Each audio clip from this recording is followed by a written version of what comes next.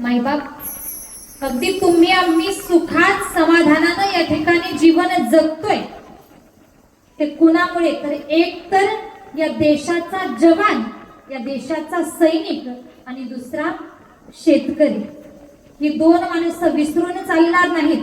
आपण सुखी समाधानी अगदी निर्भयपणे राहतो, जगतो, वावरतो.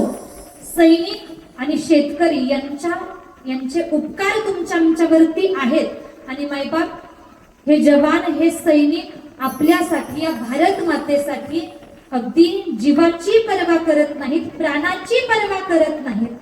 मग तुम्ही आम्ही अगदी त्यांचा विचार करत करत तरी आपण आपापसात भांडू नये, वाद विवाद करू नये, एकतेनं जीवन जगावं. छोट्या छोट्या कारणांवरून अगदी आपण बऱ्याचदा पाहतो कुठे बांधावरून भांडण केलं जातं, अनेक वाद विवाद होतात. हे आपण टाळलं पाहिजे. कुठे जातीवरून वाद केले जातात, हे थांबलं पाहिजे. कारण कोणीतरी आपल्यासाठी सीमेवरती जीव देतय, प्राणाची बाजी लावतय. हे यातून एक प्रकारे आपण शिकलं पाहिजे, काहीतरी घेत चाललं पाहिजे, जागरूकता ठेवून जीवन जगत चाललं पाहिजे.